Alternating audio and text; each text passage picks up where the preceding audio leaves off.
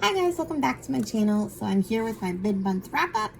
I've read a lot of books so far this month. A variety, some good, some boring. So let's just get started. Okay, I lost my file. Alright, here we go. So, I decided to get started on Amish in April. I tend to, read Amish books all month in April, even though it's only for like 10 days in April. But, yeah, I always try to do that. But this year I'm kind of getting some burnout. I'm not as into it as I used to be. Like, where I was like Amish all the time in Amish in April. Throughout the year, I was always reading something. Anyway, first thing I read was Shamed. It's Kate Burkholder, book number 11 by Linda Castillo. I give it some 5 stars. Can't really talk about it much just because it's part of a series, but I am enjoying these. I'll probably go back to these, honestly, if I read more Amish stuff. I do have a couple more things to read, but yeah. Anyway. And then I read Finding Home, Baxter Family Children, book number 2 by Karen Kingsbury. I gave this one 4 stars. This one is, well, like I said, it's part of the Baxter Family Children's book series. It's the middle grade series. I never read any of these, so I'm reading through them kind of slowly. In this one, the Baxters moved to Bloomington, Connecticut. No, Indiana. I'm thinking of Stony Brook. They moved to Bloomington, Indiana, which is actually where the adult books take place. So it's interesting to see them kind of starting out and finding their footing there. So yeah, it's kind of the majority of it. It's them moving and adjusting. Then I read Matchmaking Can Be Murder, Amish Matchmaking Mystery, number 1 by Amanda Flower. I give this one 4 stars. This is in the same universe as the Amish Candy Shop series, which is the Bailey King books. Anyway, I like the Bailey ones more. But this one is about widowed. Millie Fisher is our protagonist, and she is, solving crimes in these books, and she's also a matchmaker.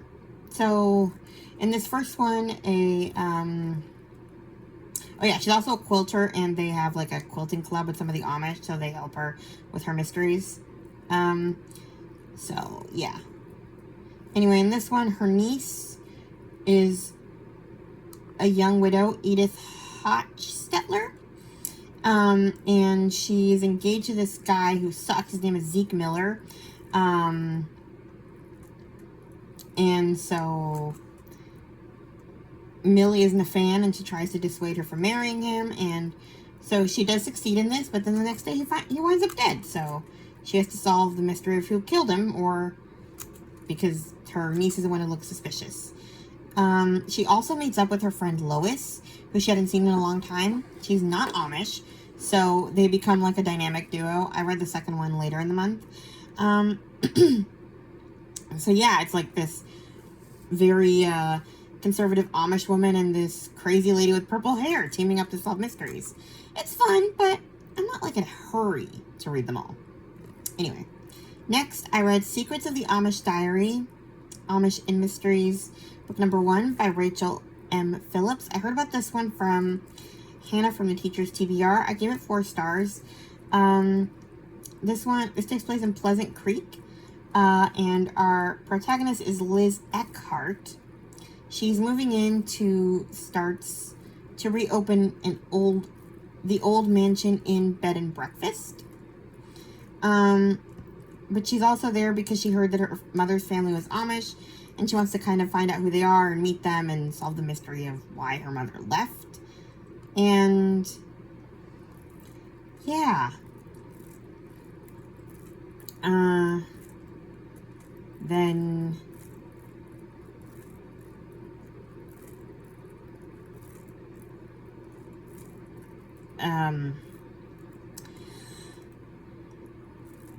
there is a death with one of her lodgers, and it's a whole thing. And it was okay, but I didn't get very attached to the people. Like, I finished it. Like, I wasn't, like, gonna DNF it, but I wasn't really into it. So there's like 15, 20 of these books. They're actually fairly cheap on Audible. They're like $4 each. And honestly, if I liked it more, I would probably listen to them. I can't find them in my library. But I don't know. I'm kind of okay. I'm kind of done with it. It was an okay read, but I'm not really... It didn't leave me wanting to know what happens in the next one. I mean, in the end, she does... Like, everything gets resolved in this first one, so there's no, like, huge cliffhangers or anything. So I'm content to leave it there. Then I took a break from Amish. I read Never Fall Again by Lynn H. Blackburn. I've been hearing about this series from everybody. Everybody's been reading them because the newest one just came out. But Lindsay from Books for Christian Girls, she suggested in her reviews that we would understand the second one more if we read them like back to back. So I'm going to do that. So I read this one first. But yeah, everybody's been talking about this. Book Lover Amanda, Tales and Treats with Tay, Oshina. Yeah. Anyway, I think everyone's read this, but this one's about Landry Hutton. She's living in Gossamer Falls, and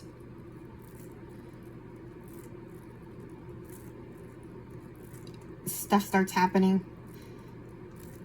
Essentially, she wants to build her home, and she hires Callum Shaw to handle the construction. He is a Gossamer Falls resident, and he kind of falls for Landry and her daughter Eliza, only he has some issues because the last relationship he had was with a woman with kids, and it didn't end well, and he lost touch with the kids. So he's kind of gun-shy about getting with Landry. So yeah. But anyway, before construction could start, Landry's pottery is destroyed in a suspicious fire. So it's kind of the mystery of the fire. I enjoyed the romance of this book. I gave it... What did I give this book? I didn't write that down. Huh. 4 or 5 stars. I can't remember. I think it's 5 stars. Anyway, I enjoyed the romance of it, and I'm not one who likes romance, but this one was pretty perfect as far as that went. I love the single parent trope of it all because you're rooting for family. You know, I loved Eliza. All that. But the mystery was kind of a nothing burger, and our bad guy wasn't even somebody... Like, there was no good twist for the bad guy. It was just some rando that we saw for 30 seconds, completely forgot about it, and it's like, oh, it's him? That's weird. And then, there's not even a fun struggle for her when she, like, leaves. She just kind of... The ending of the danger is so anticlimactic. You're like, oh, okay, it's over? Huh. I mean, whatever. It was a nice romance. So... Yeah, and the other people in the family, there's like rivalry between these two families, and the Quinns are primary protagonists, but the other family, I think the Shaws? No. I forget what the other family is called. Their entanglement is so confusing. Whatever. Anyway. There's a rivalry between these two families, and the Quinns are...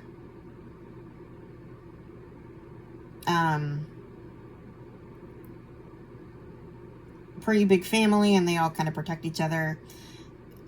It was cute in this book, but I'm actually in the middle of the second one, or starting the second one, and yeah, I'm not liking it as much as the first one, weirdly enough. Anyway, next I read The Pact, Kate Burkholder, number 11.5. It's one of the novellas. I gave this one 4 stars. It was a pretty short one. 2 kids go missing, 1 Amish, 1 not. And, yeah. Because they can't be friends, and it's a whole thing. Because their parents are morons. Anyway, then I started with the prompts for Katie from Paperbacks and Ponytails Spring Into the Movies readathon. So the first prompt I fulfilled was number 8, Seven Brides by Seven Brothers, a family story. And I read A Sister's Promise by Caroline Finnerty. I gave it some 5 stars. Laura and Penny are 2 sisters. They were super close after the early death of their mother. Their father kind of sucked, and they were super close.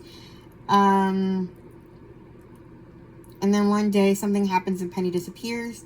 20 years later, Penny is back in Laura's life, and she brings a child, and the question is why she's back.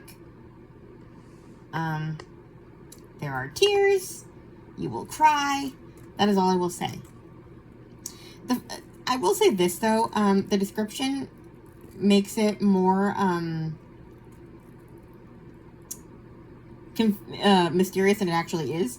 It says that Penny comes back with a child. Who is this child? The child is her daughter, okay? There is literally no mystery. I don't know why they put that in the description, but there's no mystery about who this kid is. It is her daughter.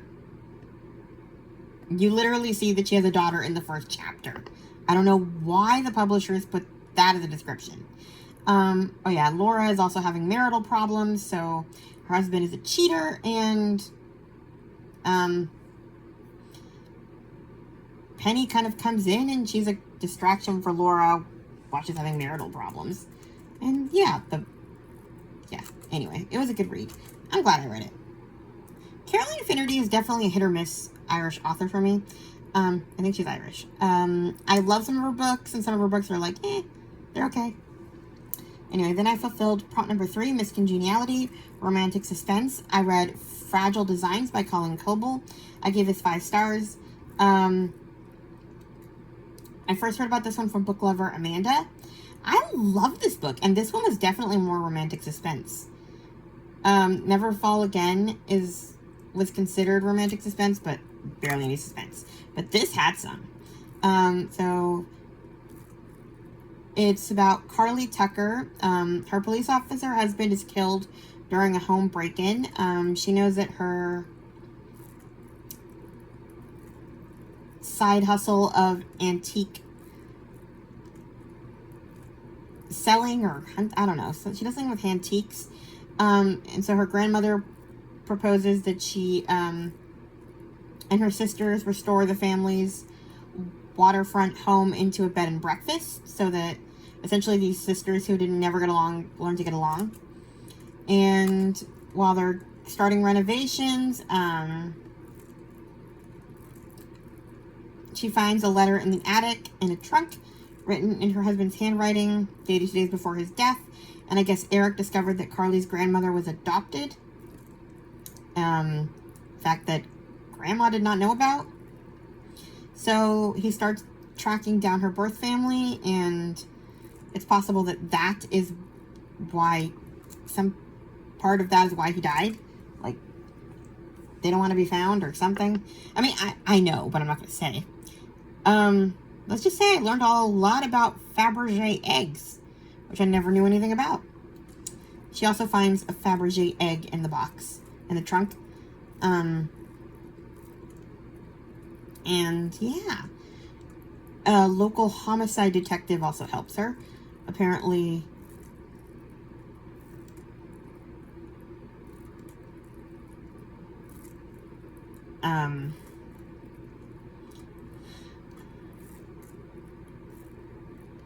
they become like the love story in this thing. So yeah, it was definitely a lot of suspense and Russian history that I did not know about, and I enjoyed it a lot. I'm interested in reading other things by Colleen Coble, so give me some ideas. I do have I think it's the Annie Peterson trilogy. I might read that next. We'll see. Anyway, then I read another Caroline Finnerty, A Mother's Secret. This one sounded compelling. Why did I rate this 5 stars? I remember it being less. Anyway. In this one, it's about 2 families, essentially.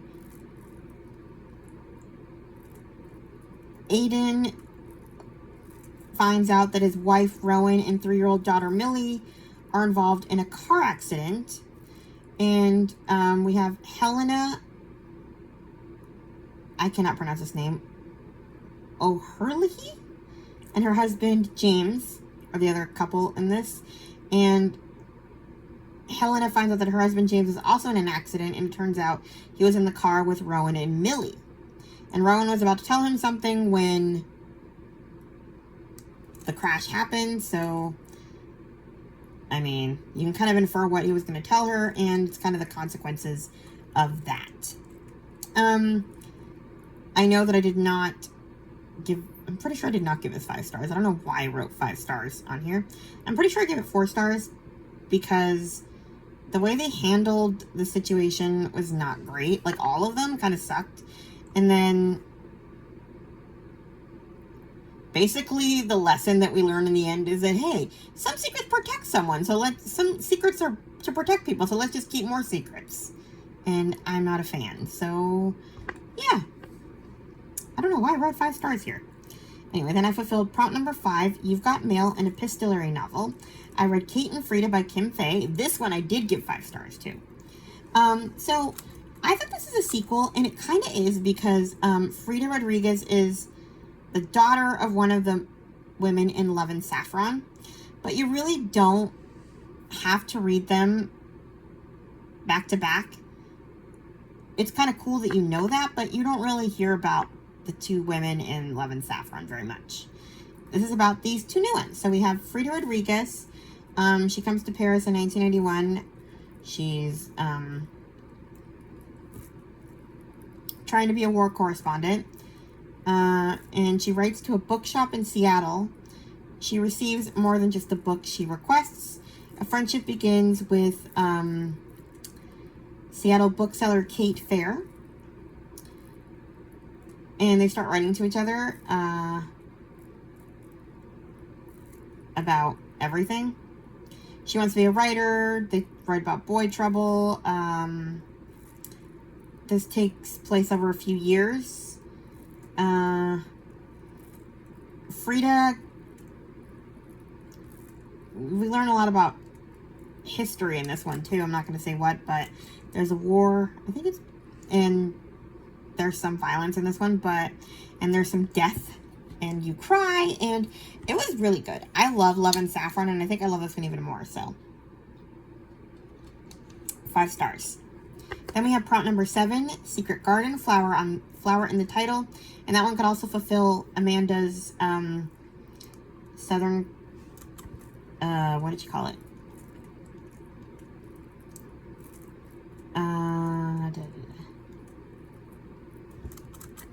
Southern Comfort, I don't know. Southern Comfort reading prompt. But yeah, this book could work for that too. Where's the book? I lost the book.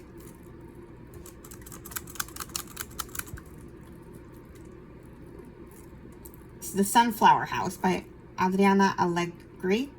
I heard about this one from Chloe from Always Booked. It was in her one of her new releases from last year. Basically, it's about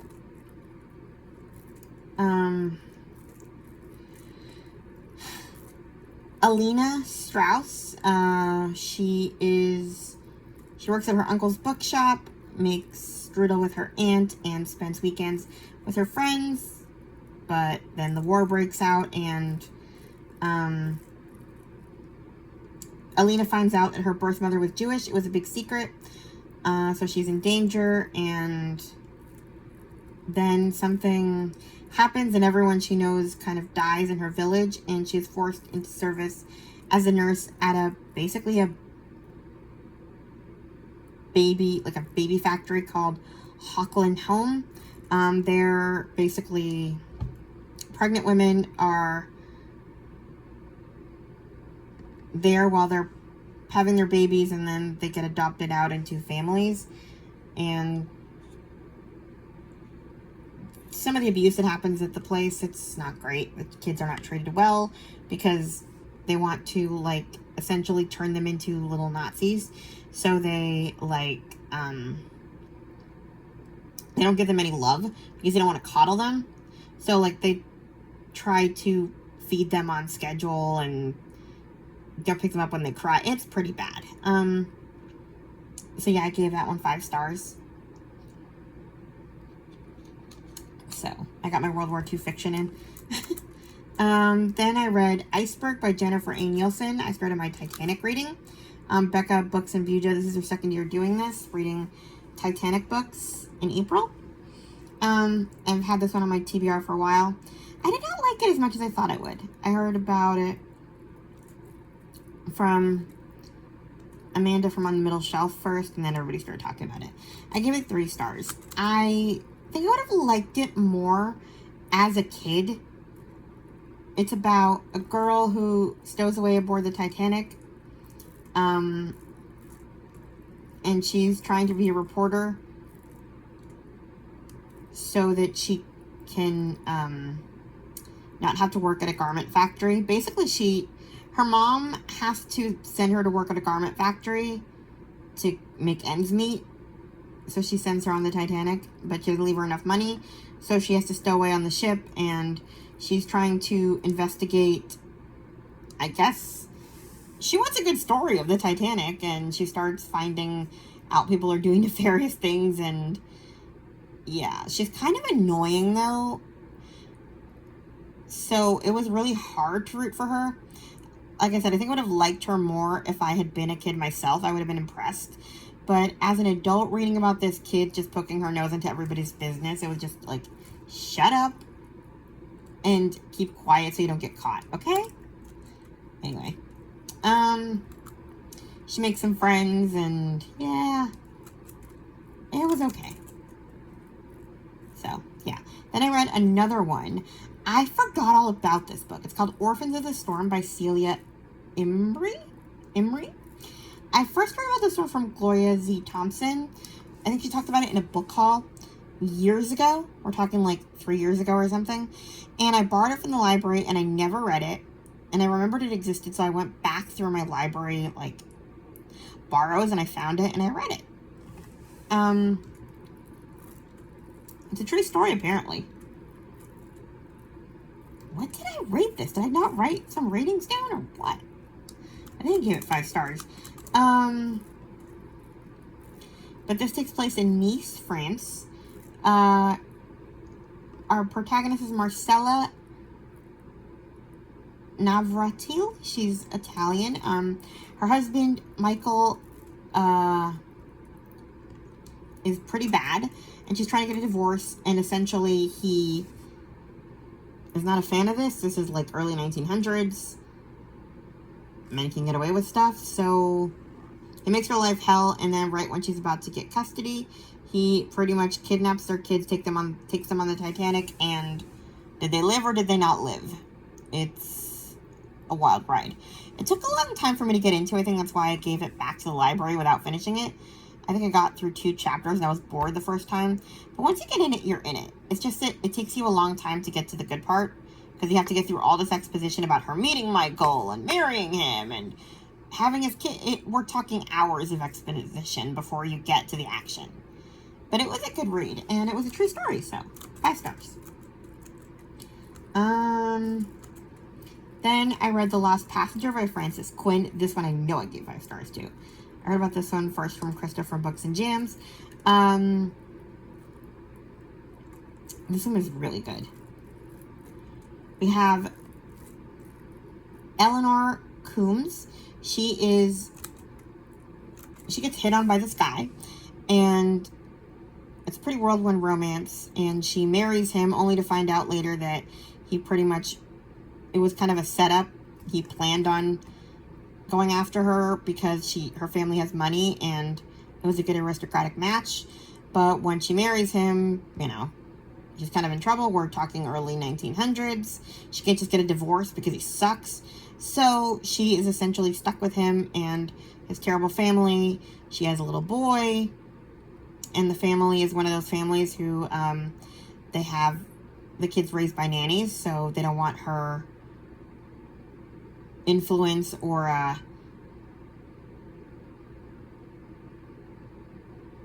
accent, really, is what it is. And just her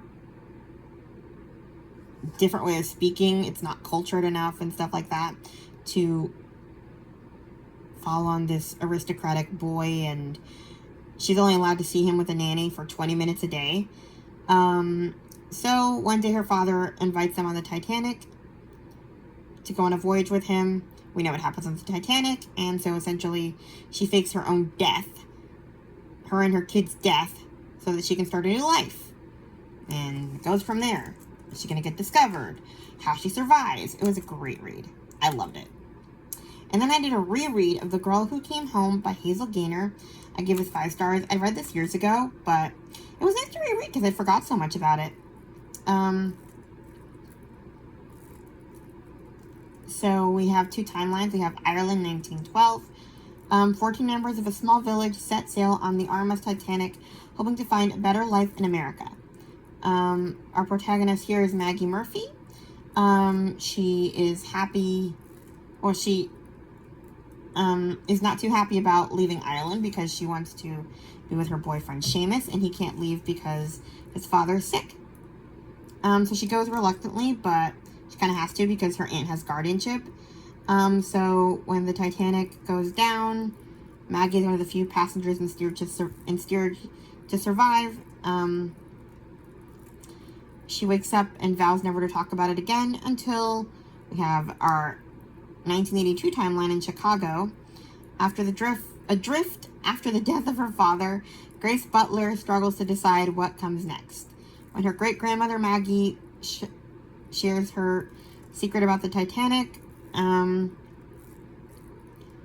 revelation gives Grace new direction, and, she writes a story about it, and yeah, it was a great read.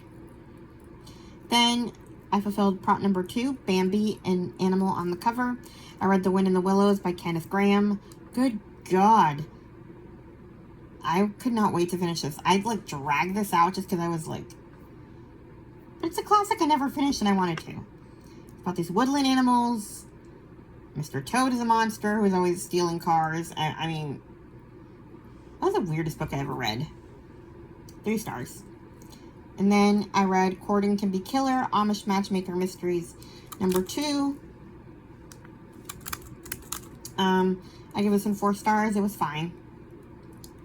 And then last one I read for this half of the month is Tonight on the Titanic, Magic Treehouse, number 17 by Mary Pope Osborne. That was it took me 20 minutes to read this short chapter book. Jack and Annie go to the Titanic.